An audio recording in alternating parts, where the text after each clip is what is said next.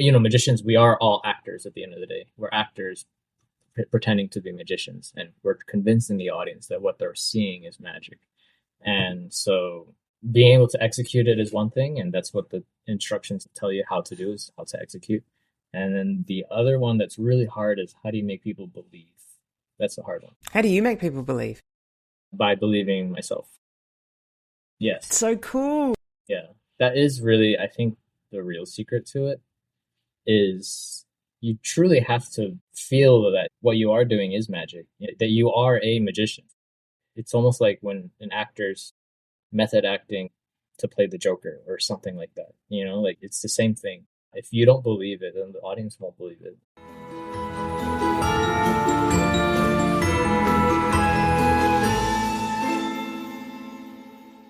Shin Lim, amazing to be with you. You literally just rolled out of bed. So my question is, did you race to the bathroom to do your hair, or is it naturally like that? No, this is how I woke up. Yeah, it changes. It depends on how I've slept and like the conditions of how dry it is or humid. Right now it's very dry and very like floppy. It's not staying at all. There's no wax. There is a hair product that I use, and I only use that. It's called Osis, OSIS. I always tell anyone, so it's not a big secret. It's like a hair texturizer powder, and it doesn't work for everybody's hair. So my hair is like very thin and very straight. It's in a little red little bottle. It's on Amazon. Hands down, best bed hair I have ever seen. Thank you. We'll put in a round of applause for that. That's what it is. It's literally just bed hair. It kind of happened on accident. It just happened over time. Based on today, you don't even need any product. Masterful. Right, that's right. Natural. Yes. I only use it once every day, actually, and that's it. I don't like reapply. There's no reapplying or anything. It's very good for a lazy person. Yeah. So you got into magic for a very classic reason, to pick up chicks. How did that go? Not good.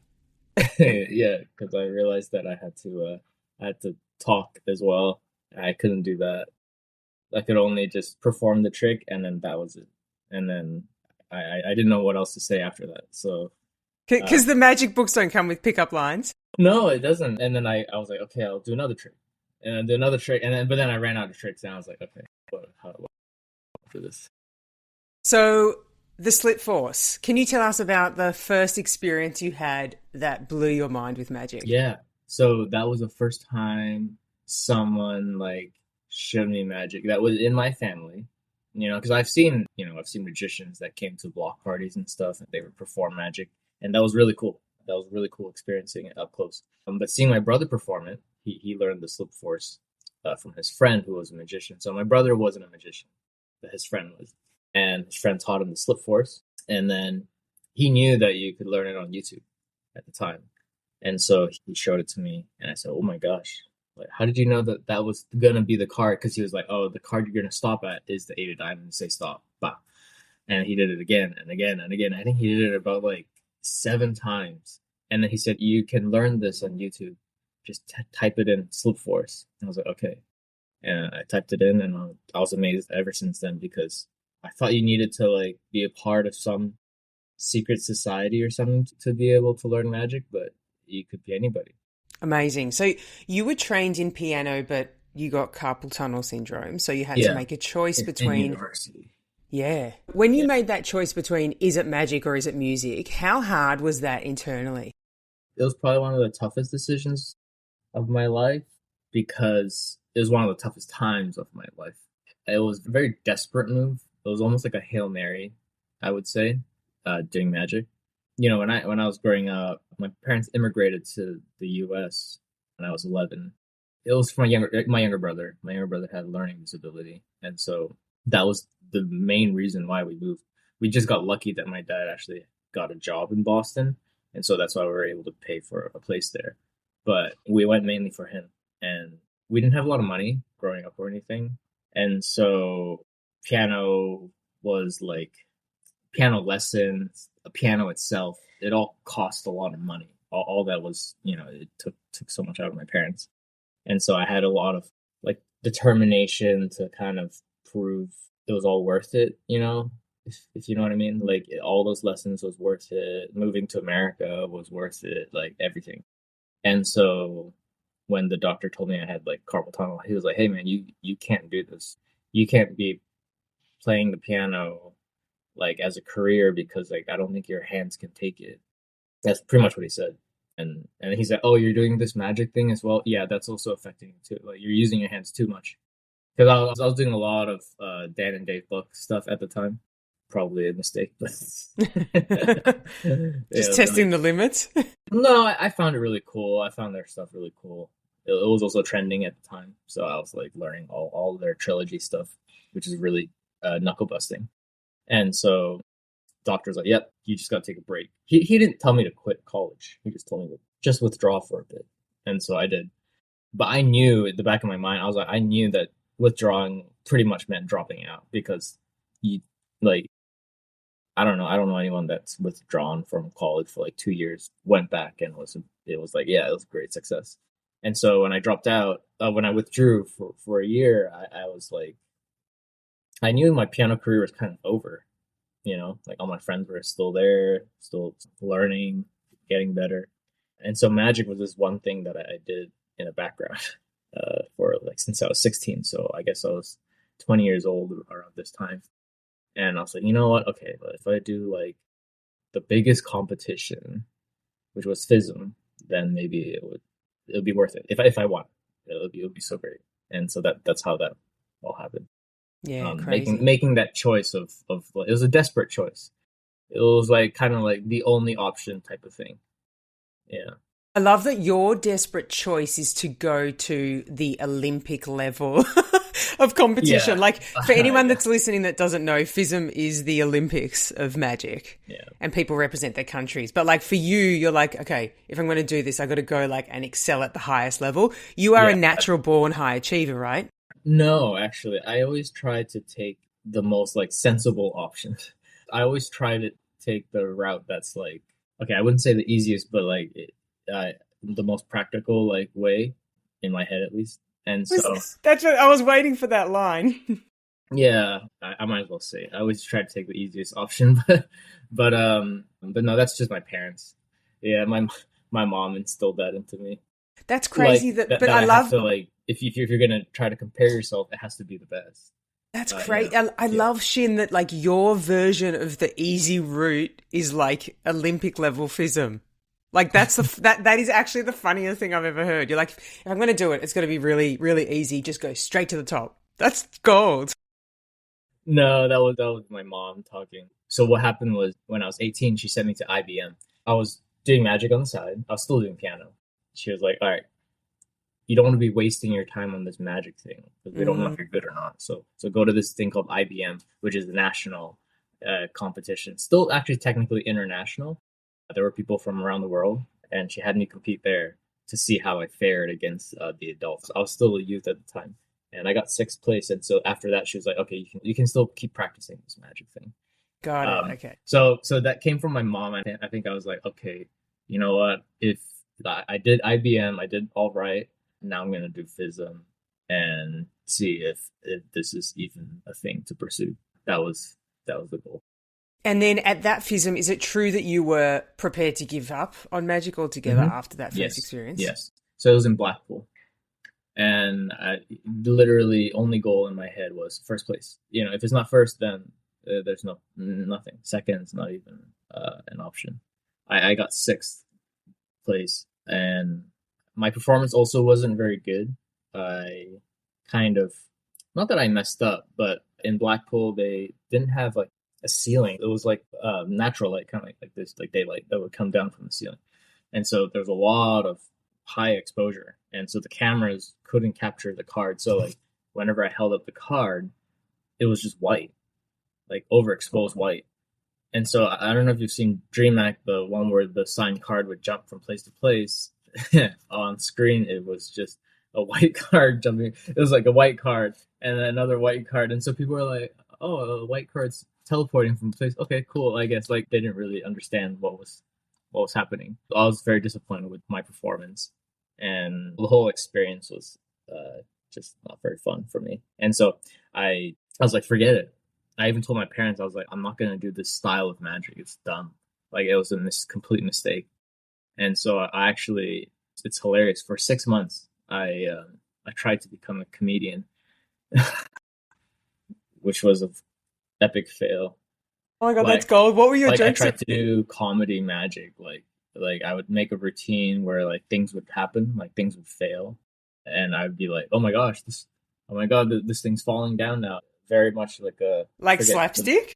yeah, yeah, have you seen the I forget his name now. Oh my god, he's so famous, but like the bowling ball would drop from the ceiling. I forget his name. But he's like that where things would go wrong. And so Yeah. I even tried that, and my parents were like, what are you doing? Like, don't do that. Like, keep doing what you've been doing. Yeah, I'll always remember that. Like, I questioned myself so much to the point where like I thought my style was bad, and I was like, no, I'm gonna do something else. So, in that period of 6 months of trying to work out what was right, what made Mhm. you get back to magic? Because a lot of us face experiences where we're like, I can't do that again. I'm not set out for it. I've Yeah. had this failure. It's gut wrenching.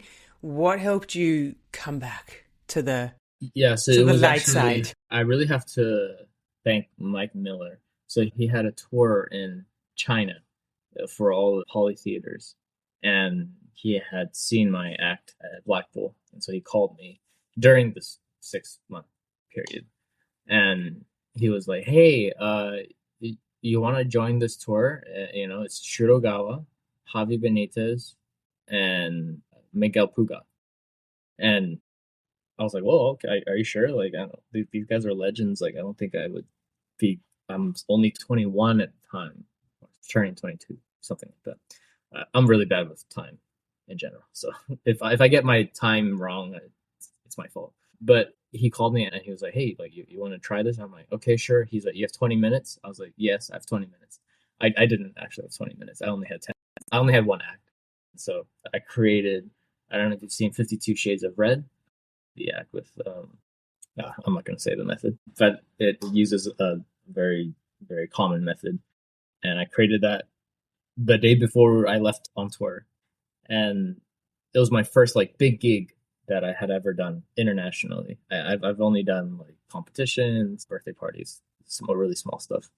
And so that was kind of, I think, what took me out of that rut of not knowing what to do, because I went on that tour. I had so much fun. I learned so much, and it was the first time that I had performed without saying anything, because I actually tried to learn Chinese just for that tour. My parents speak Chinese. I don't. And so I had learned Chinese. I tried to perform in Chinese while I was there. And apparently, no one understood what I was saying. Like, nobody understood, because they were all just so confused as to why an Asian looking person had an American accent. Like, speaking Chinese, like, to them, that was so weird.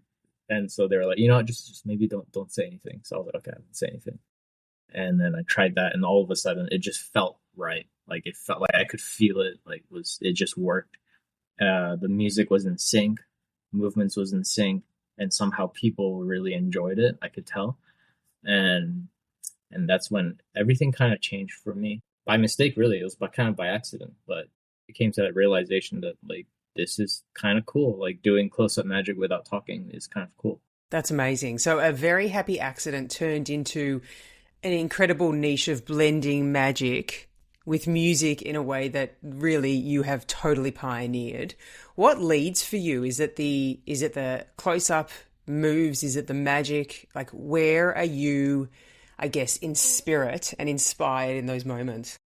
Uh, in terms of performance, like trying to get emotion out of people, I would say it's the music more so than anything else. The magic is just almost like a prop that you're using to act out a scene, like at a movie. When you see an actor trying to be Harry Potter, for example, how well does he manipulate the wand, or how well is their CGI to convince the audience that they're actually doing like real magic. And so for me, I view magic the same way, in that sense of actors using props. And so it doesn't matter what I use. I can use a coin, I can use a deck of cards, anything. I just happen to be good with a deck of cards, so I focus on that.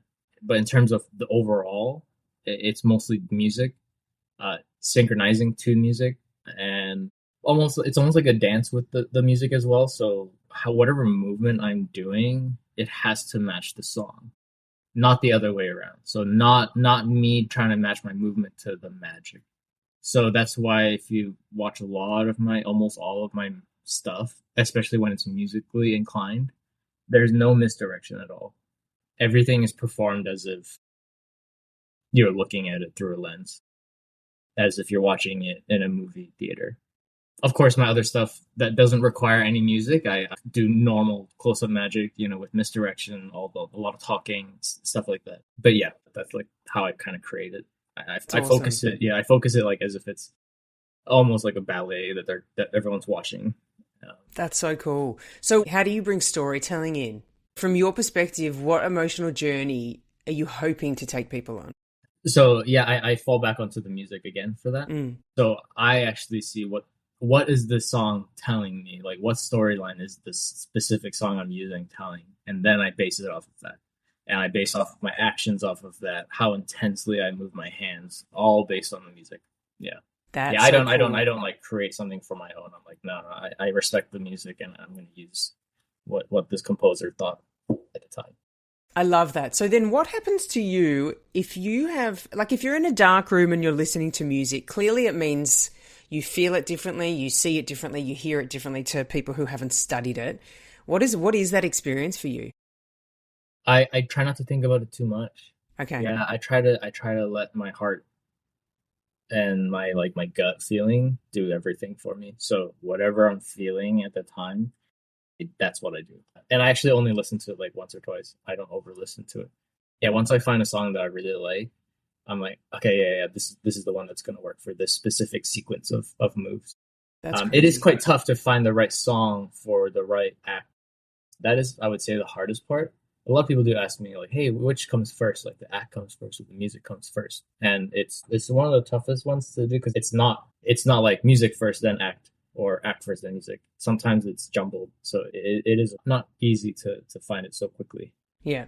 Yeah. Do you always trust your skills? Like, have you ever been like mid-act and you're like, oh, am I going to be able to do this properly? Like, do you ever have moments where you panic? Yeah. So I perform every single day, and I do have days off, but there are some moves that I still mess up, and it's so embarrassing. I mess it up on stage. The Sharpie VANISH, right? I take the Sharpie and I flick it in and it's gone. I still mess it up till this day. It's weird. If I think about it, I mess it up. Especially a move that I've been doing for so long. I can still mess it up if I think about it. It's very similar to like juggling. Don't think about it type of thing, and then you'll hit it. And so if I'm not thinking about it, and if I'm totally in it, and I'm feeling the music, I usually don't mess up. Yeah. Yeah. So Amazing. trying not to think as much as possible. Awesome. The secret to a good life is flow and, yeah, no thought. Our mind traps us. Do you ever let other people's opinions impact you?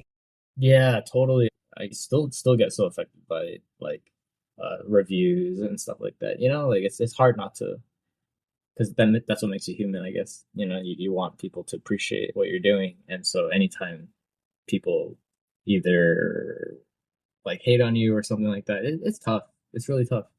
But at the end of the day, like art really saves you. We're doing this because we love to express and bring out too as well emotions from people. That's our job. And when we do that, you're like, this is what it's all about. You kind of forget. That's amazing. What would you say the rainbow of emotions are that you would bring out? Because a traditional magician would go wonder or joy, surprise. What else, because of your music, do you go, ooh, can I get that? So for the show, there's many different acts in it, and there is an actual storyline to the entire show. So there is talking in it. And for what the audience feels in the show in 90 minutes, they get the traditional wonder, excitement, and of course they get laughter. So we usually have a mentalist, a comedian as an opener because I'm not a very funny guy. And Hey, you've got 6 months in training there. No, it was pretty bad. Is there any video evidence of it, by the way? Does it exist anywhere? Is there any video evidence? You can ask my parents. They saw it. Oh my God, that Yeah. would be so epic. Yeah, they would tell you how bad it was. The other feeling is the feeling of anything is possible, that they can do anything that they put their minds to, and to never give up. That's actually really the main overarching feeling of the entire show, especially when they leave the theater. Like, I can do anything. That is what I try to instilled in people, and inspiration too, inspiration for if they're having a bad day or a bad month or something like that, is to still never give up.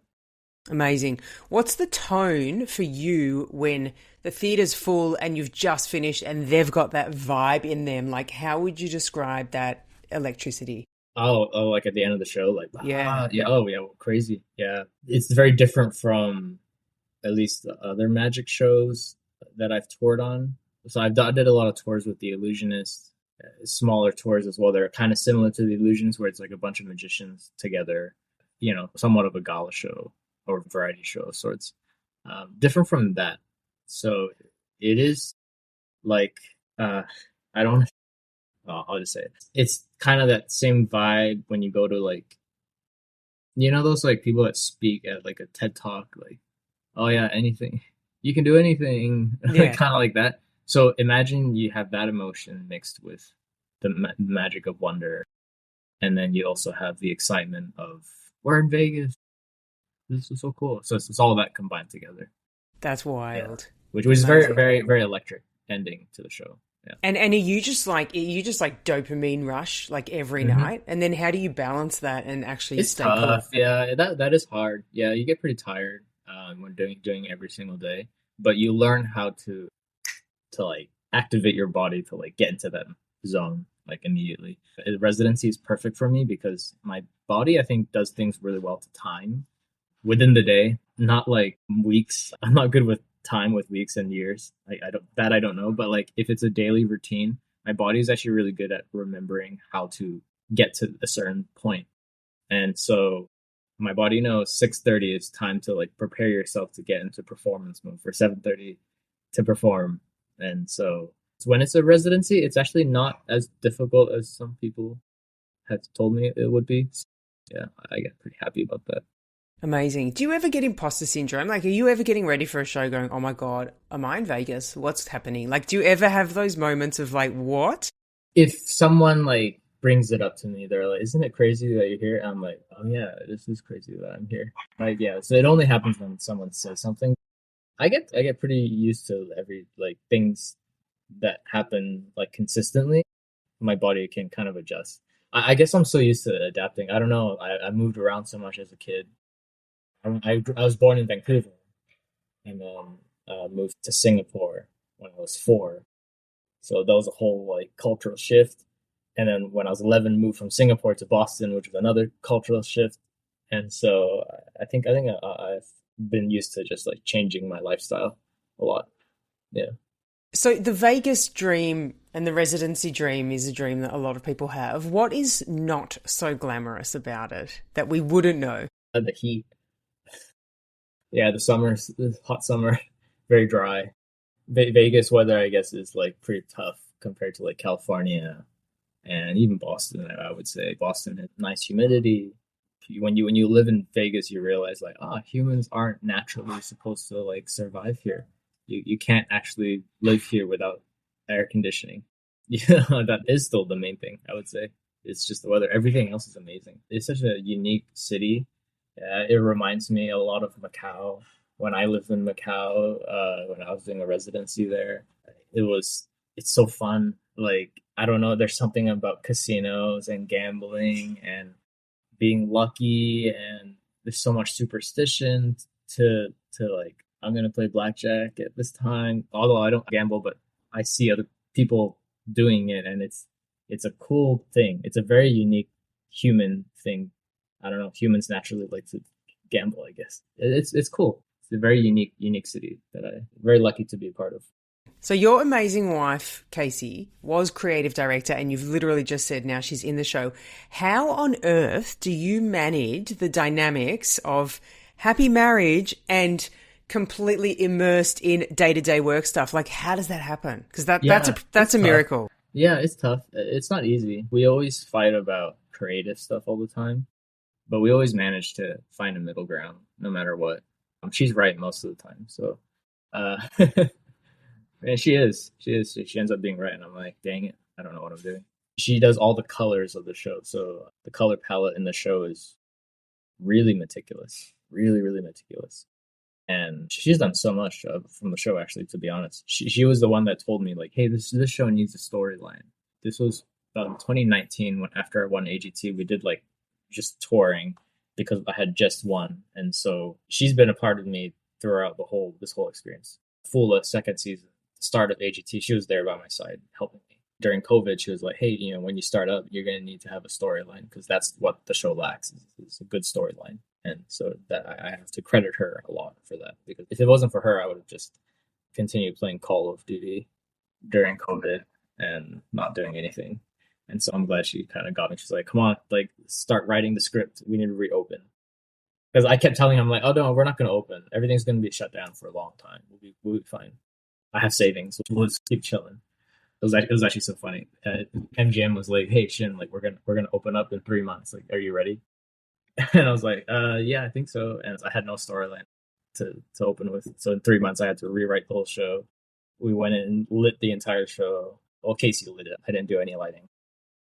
I only do the lighting for like magic, so like to make sure things don't flash and stuff like that. So I'm more of like the technical side of the show, and then Casey is very much the creative side in terms of the look of stuff, how everything looks. Even the proscenium design, the stage design, she designed all of that. She has there's a big piece of paper she drew out like how the stage and the LEDs would look. That's crazy. Very beautiful. It's a very beautiful looking show, even though very simple, very simplistic, very minimal. The whole show is very minimal. There's no boxes. There's no props, really. So it very much feels like you're watching like a play, almost like actors on stage doing stuff and interacting with the audience. That's what it feels like. Amazing. Yeah. Are you living the dream? Is this the dream? Yeah, of course. Anyone that always says, like, can you imagine you're in Vegas right now? And then my response is always the same. Like, I can't believe I get to do this. Like, for a job. Like, it's amazing that I get to do magic. Like, it's something that was just a hobby that I found very fun to do, and now I get to do it as a job. It's truly, like, even if it was in Macau, I would say the same thing. Or let's say I was a resident performer at the Magic Castle, same thing. I would say the same thing. Isn't it strange to be doing like something that's fun? It's like almost like playing games and then like making a living off of that. It's the same type of concept. Next best thing would be full-time. What's the game that you just mentioned that you play? Oh, Call of Duty. No, I wouldn't want to play that full-time. I get too stressed out. Like, that game is a lot. So you and Casey, you play magic together, you play show together, you play creativity together. How do you both switch off? Like, do you have dedicated time or you don't? No, we Whoa. don't. We're always like, our lives are just magic and art, and I mean, we always watch movies together and stuff and TV, and we always get inspiration at different times sometimes, or sometimes at the same time. And when we're experiencing a new show together, we get inspiration from it, So we're always living the dream together and also like planning together. We balance each other out really well. Yeah, mainly because a lot of people that are technical like me, I'm very like, okay, like the camera needs to be at this angle. Okay, the camera needs to zoom in like for like this, and then the screen needs this big because I need to be really cinematic for people. So like I'm kind of like that Christopher Nolan, like technical. Everything must be like this way. And then for Casey, she balances me out on the complete other side of it, which is aesthetics, the looks of things, the smells. We've added that recently. Oh, We added one of those like smelling machine things, so it's added another That's so like cool. subtle effect. People are like, "Wait, it smells what?" Now it smells like roses. She's very talented, very talented. amazing. Amazing. What would you say 3 of the biggest mistakes you've made in your career are? That's a good question. When I was first starting out in magic, I was coming up with some really cool stuff, really cool tricks. I think I got too excited and just started releasing too much for my own good. I shouldn't have released too much. So I think that's one of the big mistakes I made. Wait, releasing too much for what reason? Because you would have loved to have done it later in your career, or you wanted to just not give away so much? No, I think it wasn't a very good look for me to be releasing so much magic. I looked like I was some guy that like didn't know what he was doing and just like putting out a bunch of stuff. If I had done it slower, I would have had more time to like do it properly. But I was young, and I was like, this is so cool. People are noticing me. Like I was getting like famous kind of within the community, so that was exciting.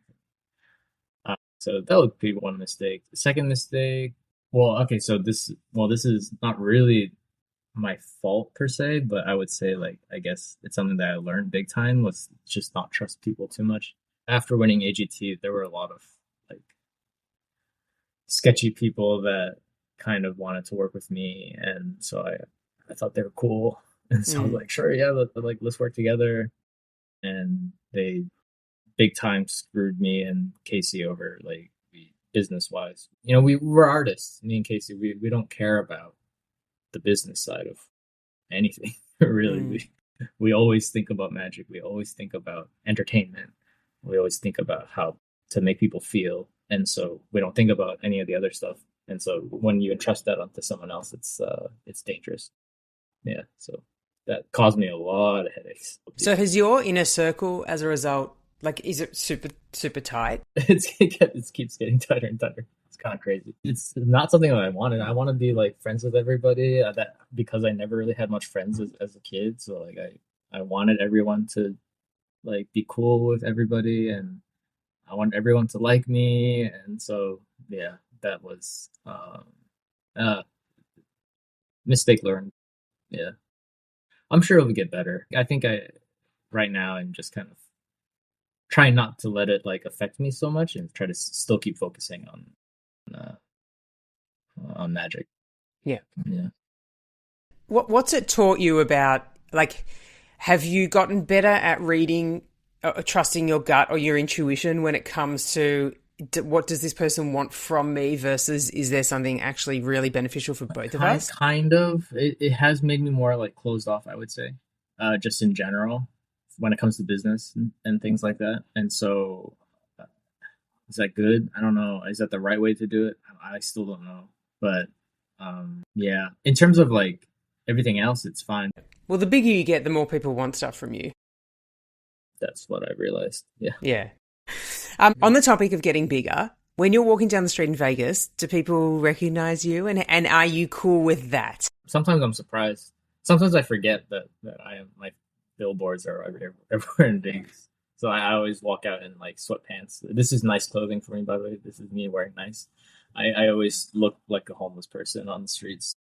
I forget that a lot of times, and people recognize me, take photos with me, and I'm like, oh, I'm not dressed up, but whatever. And so it's cool. Yeah, I'm very flattered. It's a cool feeling, you know. How do you stay so humble? Like, because I can imagine it's like selfie, selfie, selfie, selfie, selfie. I mean, I've seen photos where you're just like surrounded by people. How do you stay in a mindset where you genuinely are like, it's cool, I'm grateful? How does Yeah, that happen? so if you kind of get lost in all of that, I've seen a lot of my friends who have got like famous and they forget the whole point of why they're doing this thing to begin with. And then all of a sudden it becomes like because of the fame, so I gotta keep becoming more famous, and then keep thinking about fame, and then that's the problem. You just gotta keep focusing on the art. Like all of the picture, people knowing you, recognizing you, that's just the after effect, and you just have to remember that. Like that has nothing to do with the core content that you're producing, and just always stay focused on that. You know, try to make it better, try to do something different, learn something different. Like now I've been practicing coin magic. You know, I finding it quite fascinating, and so I always try to keep my mind busy on none of the fluff, which is what I usually call it. Like it really is fluff at the end of it. It doesn't matter. You shouldn't care about it because then you become like not an artist. You know, you just become, I don't want to say, but like kind of like a prostitute almost for your you're prostituting your art form essentially. You know, you all you care about is the gains from it rather than just trying to make stuff. Yeah. So AGT, FISM, of all of the competitions that you've done, what was the most nerve-wracking? FISM, Yeah. for sure. FISM because like I had Joshua J, Liu Chen, bunch of other famous magicians like sitting right in front of you with little clipboards just writing. It was so scary. It was so scary to watch that. My hands would like shake. I don't think I've ever shake that much before. Wait, so you know how sometimes like when we feel nervous, we're shaking, but we mask it so well that other people don't notice? In those moments, do you think they caught on? Or do you feel like it was internal nerves that you felt? Maybe, maybe not. Luckily, I wasn't talking because if I was talking, they would for sure know I'm nervous. Yeah, it's a lot easier to see if someone's nervous whenever they're talking. In terms of like whether they saw my hands shaking, I'm not too sure because I couldn't see the screen behind me. So yeah, and depending on how close they got, of course, the closer the camera got to my hands, you'll be able to tell. But man, I don't think I've ever been that nervous in my entire life. I'll never do it ever again. I don't think I'd ever do FISM ever again. It's too scary. Too much pressure. What is so scary? Is it because your peers are there and they're judging you? Is that the crutch of it? Yeah, that's literally it. Yeah, it's because like they know all of my moves. They're judging you based on your technique. Really, at the end of the day, it's almost like a ballet competition. So it's not that they don't care about the effect. It's just that they all know the effect. They all know pretty much what you're about to do. And so it's like how well you execute it. And to me, that's just so terrifying. Because AGT is like kind of easy if you think about it. Like everyone's a layperson, so they don't know magic. Like, okay, if I do this card change, they're all going to freak out because they don't know how it works. And so AGT was very much easier. Yeah, so much easier. I mean, AGT has its own difficult parts to it too, for sure. There's a lot of things that happen on AGT that you can't control. So that's difficult. That's very stressful. I've heard a lot of horror stories. I have my own fair share of it too. But yeah, FISM just in terms of the pressure. Crazy. Yeah. Especially the pressure on stage. Yeah. Yeah.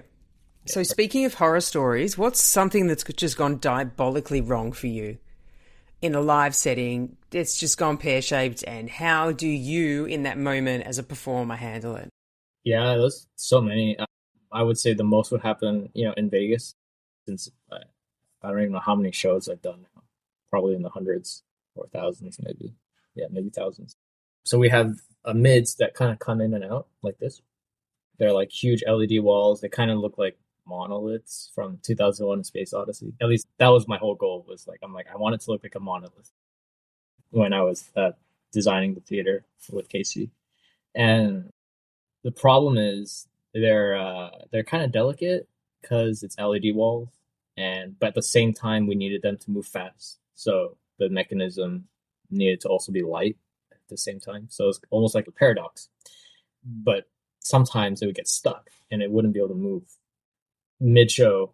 And majority of the show viewing is on this back wall. It's like an IMAX size screen. And so when those two mids come in and they get stuck, like we're kind of screwed. Like there's no way to continue the show. Like the show has to stop.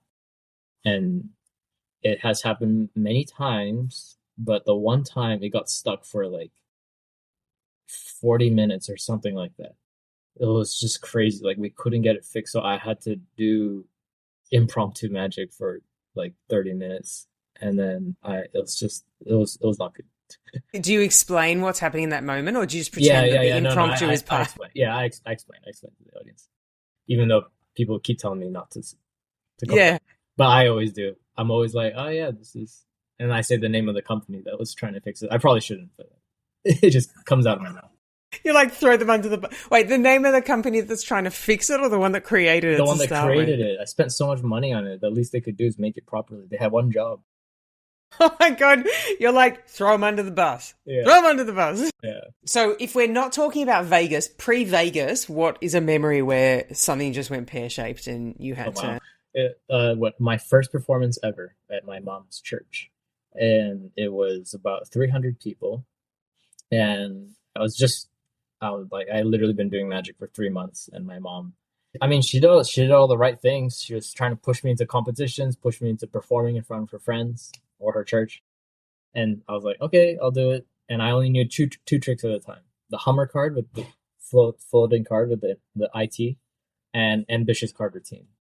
I went up on stage, had the IT and the card, and right as I was about to levitate it, it just broke. And I'm like, And I only knew one other trick, which is the ambitious card for a group of 300. So they were all sitting like it was a stage and they're all lower down with no screen.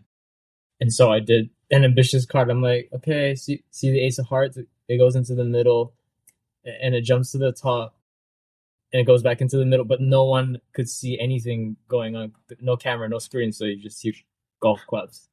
And it was an entire like 5 minute ambitious card because that was the only trick I knew.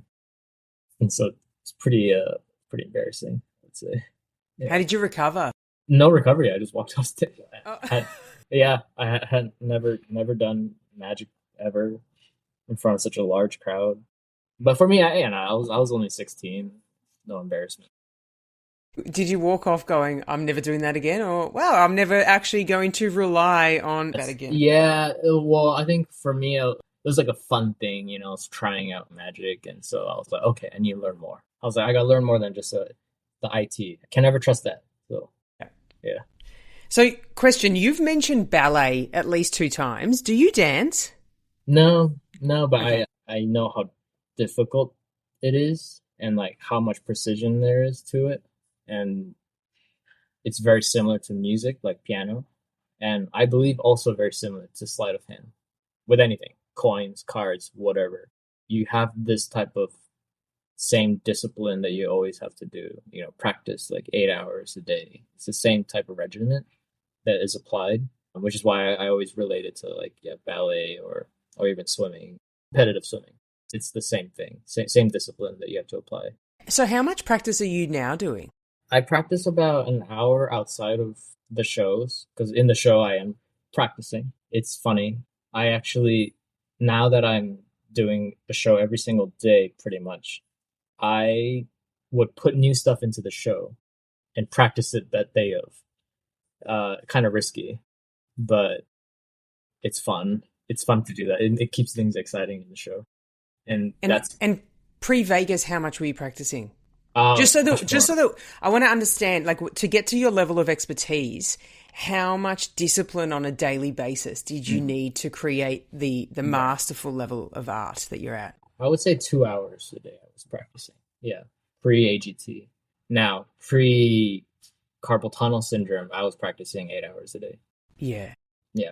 So before I was about 20 years old, I was practicing sometimes more than 8 hours. I was practicing in school. Like I had a deck of cards in my hand and I would practice under the desk.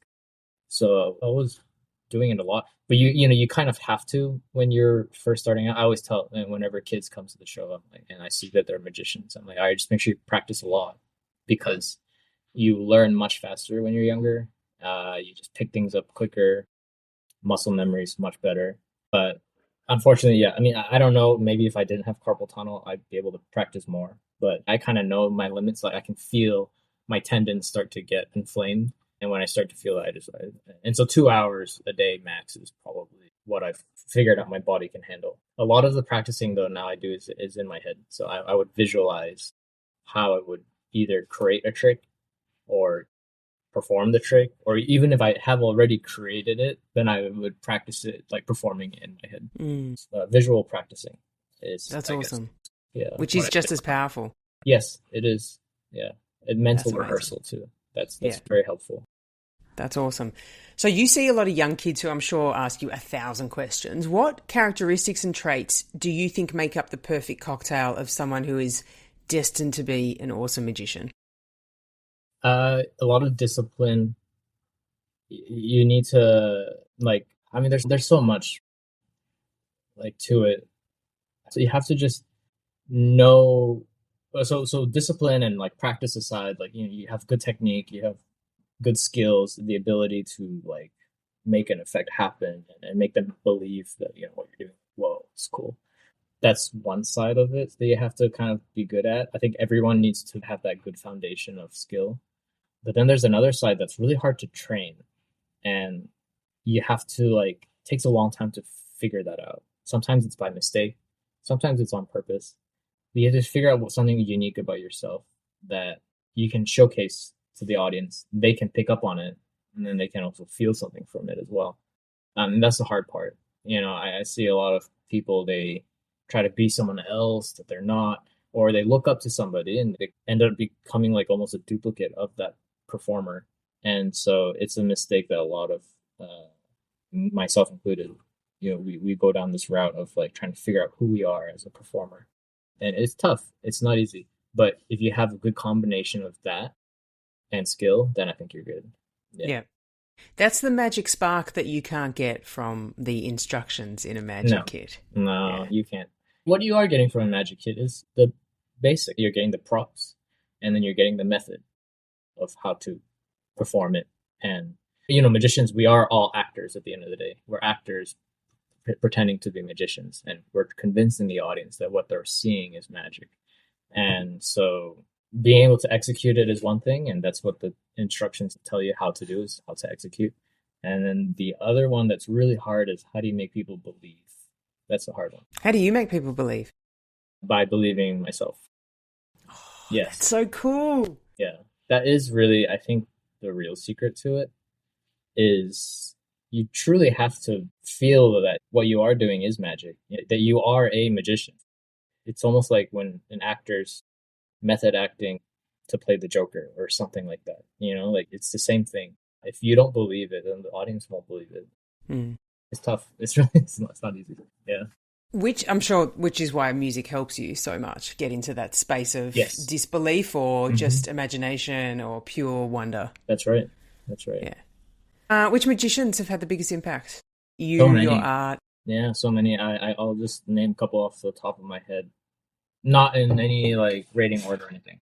Lance Burton, Jean-Pierre Vallerino, Yuho Jin, Jan Frisch, and David Sousa.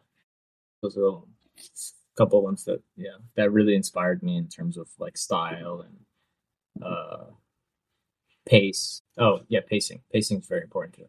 Totally forgot about that. That's a huge part of the show, is pacing. Forgot to mention that. That's something that me and Casey work on a lot, is pacing. Something that we both coincidentally think alike on is the pacing of a show, or each act individually as well. That's awesome. So when these kids meet you, because you do a lot of meet and greets, what's the most common question you get asked?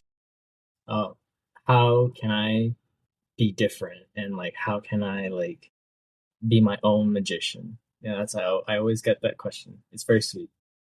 It's sweet, but it's a really hard answer, and I always tell them to always be yourself. So like the best version of yourself that is unique, because no one is like you.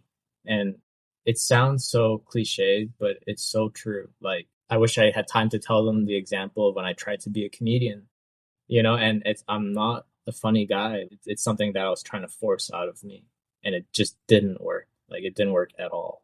What I love the most is things that are like epic, like Lord of the Rings or Inception, things that are so full scale, but yet kind of simple at the same time in terms of storyline. And then you just get these emotions from it that are so complex, but somehow you're able to feel that from just watching a movie. And so like you can do the same thing too. Like you can make people really fall for your personality. You just have to be yourself and try not to be anyone else. And that's how you become a unique performer, is by just being you. And it's hard to say that to a young kid. Yeah, but because they just want a quick answer. It's like, oh, just do this 5 times a day. Like, who do I need to watch? Who do I need to become? Which is one of the biggest mistakes, is to be someone else, and you're like a copycat, unfortunately.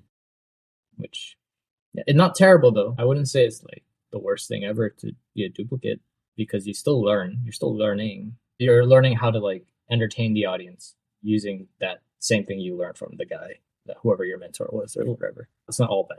But. So behind you, you've got some trophies for us. Oh, what else is in there?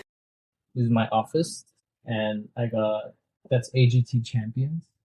Top, big one, very sharp, pokey.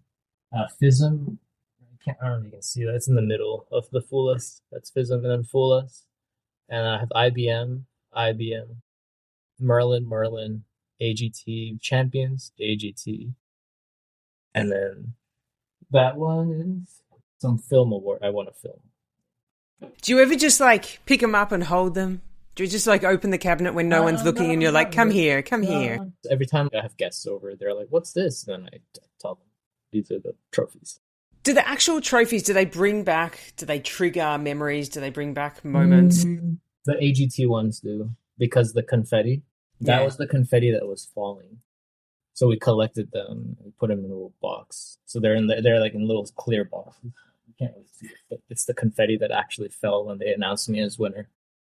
Very Amazing. Very emotional roller coaster. The AGT is a great experience. I mean, it's a lot. It's a lot. It's not easy, but when everything's over, it's just like, wow, that just happened. Yeah. Wild. That's cool. So we have a tradition on this pod, 3 questions to wrap up. You're on a desert island and you're only allowed to take 3 items. What are they? Fun.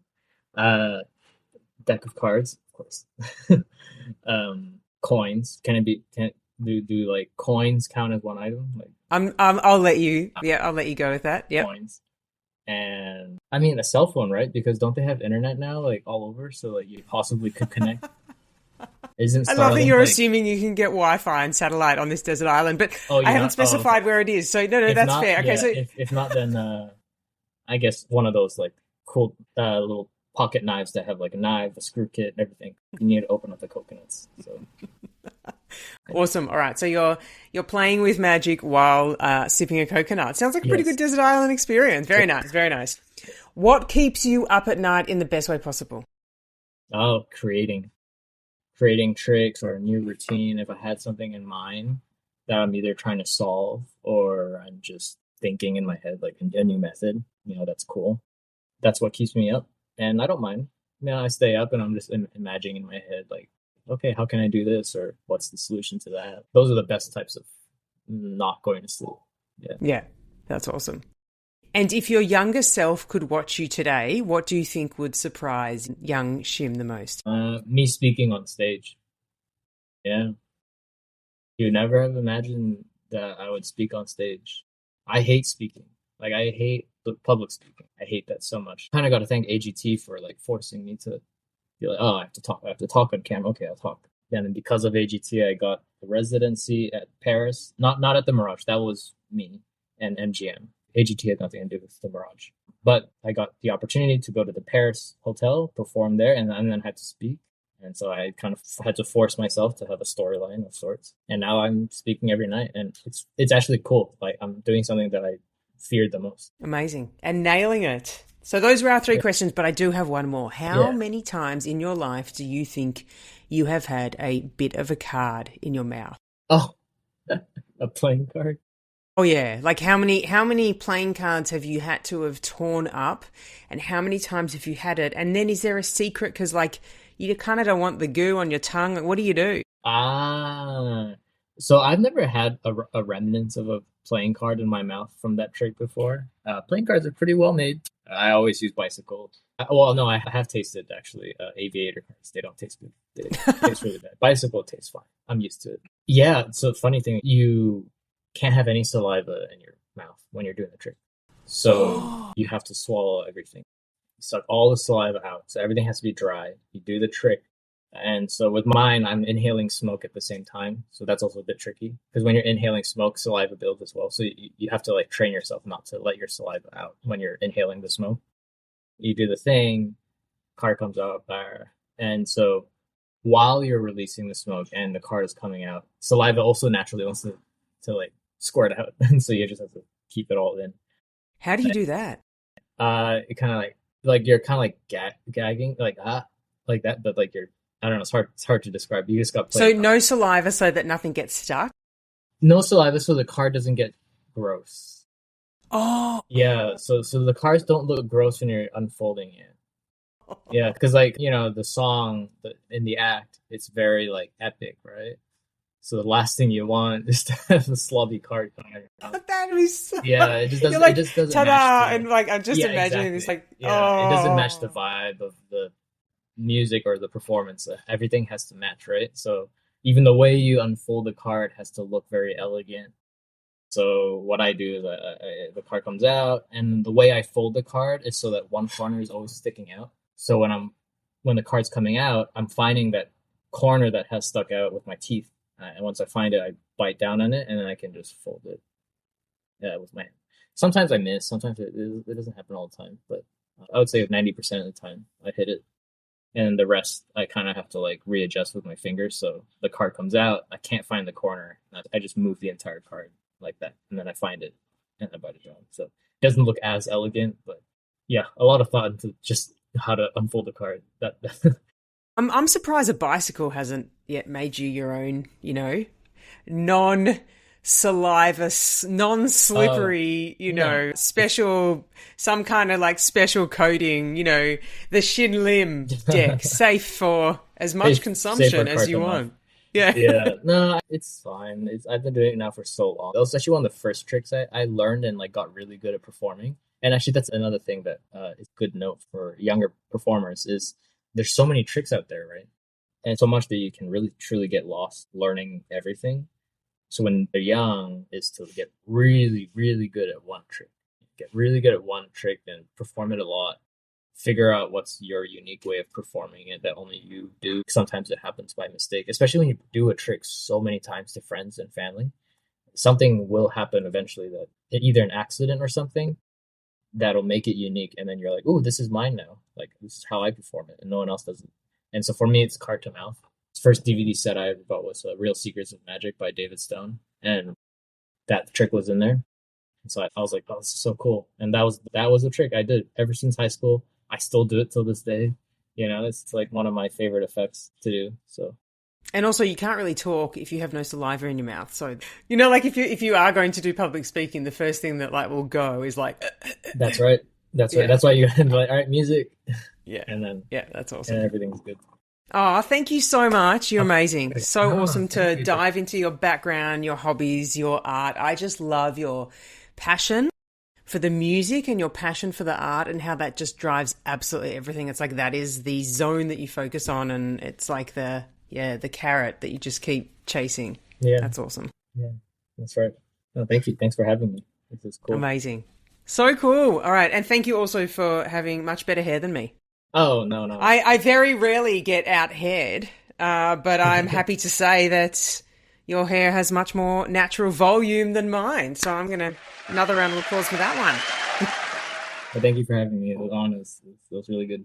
So. Amazing. Thank you.